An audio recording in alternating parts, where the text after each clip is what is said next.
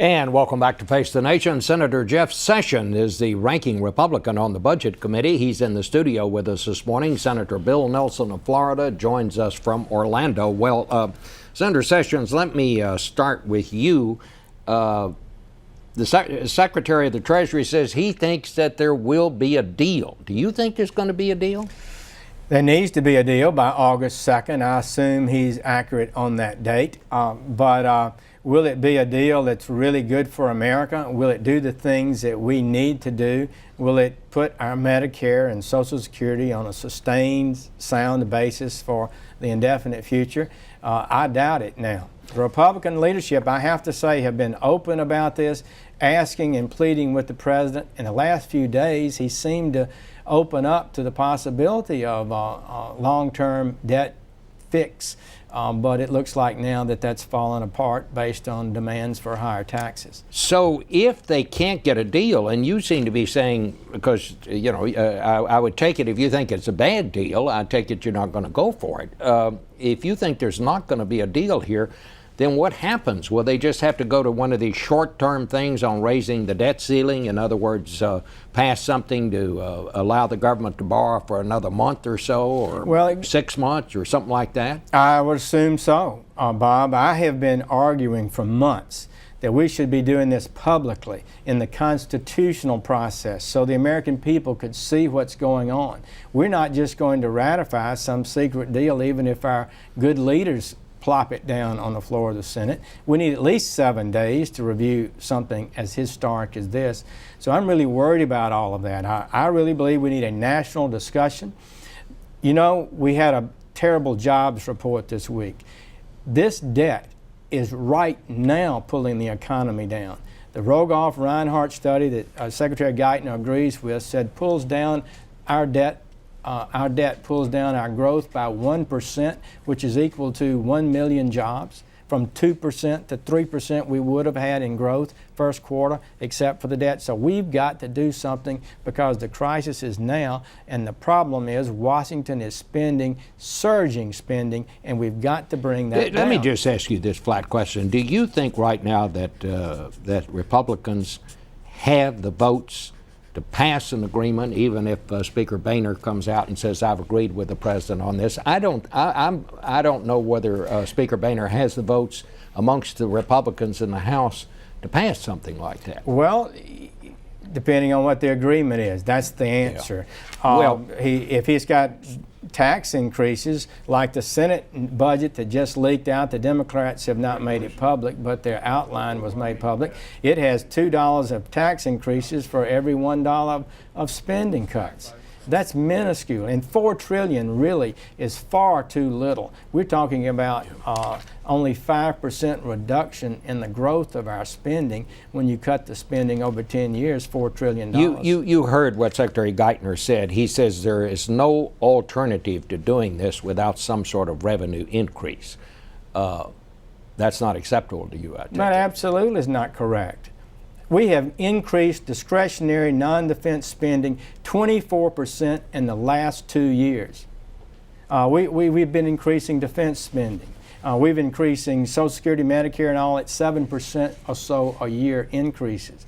You can make big reductions in spending without cutting spending, just reducing the growth rate of spending. We're on this idiotic idea that we should judge cuts based on how much it reduces the growth of spending. American people, if we focused on does it actually increase or reduce spending, we'd have a much more honest approach to the difficulties we face. I want to get to Senator Nelson, who's down in Orlando this morning, a senator from Florida and a former astronaut. Senator, Good morning, Bill. You're hearing what Senator Sessions is talking about on cutting spending, but I got to ask you, it seems to me like that Speaker Pelosi pretty much laid down the law about how Democrats feel about making any changes in Social Security and the entitlement programs. And a lot of people say unless you get into that, there's no way you can get a realistic deal. How do you feel? Would you vote for a plan if they said we're going to have to reduce Social Security benefits or any of these entitlements? Well, Bob asked the question first, how did we get into this problem of the big deficit? And it's basically a fall off of revenues and an increase in spending. So you got to correct that imbalance. Otherwise, you're not doing real deficit reduction. And we've got to hit something like $4 trillion in deficit reduction over the next 10 years. And I'm coming to your question in just a second, but I want to lay the predicate. There are lots of ways to get additional revenue by eliminating some of these tax preferences for special interests called tax loopholes. And I want to make an offer to Jeffrey, who is my dear friend, that if you took the money that the federal government would save from all of those tax loopholes and instead use that to lower all of the tax levels of the different tax brackets, what you'd have is a revenue neutral position.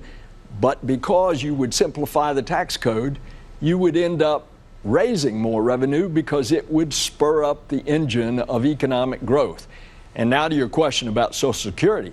Bob, you don't have to touch Social Security to do what I just said. And even if you touch Social Security, that's not going to help in this next decade to get the deficit reduction that we need. Well, quickly, Senator, what's your Well, response it's a great position, and I would support that. But that's not what the Democratic Senate budget that has been revealed partially to us does. It increases taxes by reducing these loopholes and increases other taxes and actually spends the money rather than using it to reduce rates.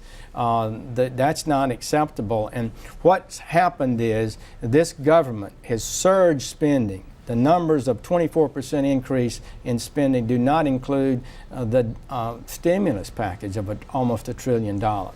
And so they want to now demand the American people pay more money to fund these increasingly high rates of spending, and that's the big difference. American people expect us to bring this spending down to reasonable levels before they're asked to pay more taxes. Jeffrey, I just want to say this, Bob. Jeffrey, you've got to acknowledge that part of our deficit problem was the huge Bush tax cuts in the early part of the decade. That accounted, by what was handed off to the new administration, of over $1 trillion of annual deficit. That accounted for almost half of it. So if you're going to be real about the numbers, you're going to have to address these kind of things. Well, that's not accurate, Bill. The revenue went up every single year after those tax cuts were put in. The revenue is down now because of the low economy. You're right about that, and I would agree. So the question is, well, it's not because taxes have been cut in recent years, it's because people are not making money and they're not paying as much taxes.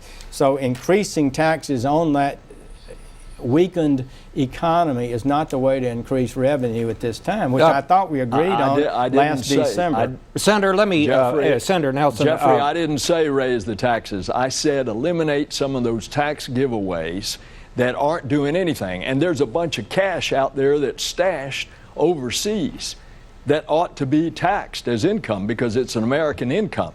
You do a combination of those things and you can do some real changes here. Well, if you used it to lower rates, I'm all with you. If you use it, as the president suggests, for more spending, I'm against it. All right, gentlemen, I'm very sorry the clock's run out here. We have to end the discussion here. Senator Nelson, sorry I didn't get to ask you about the space program, but because you're a former astronaut, but we ran out of time.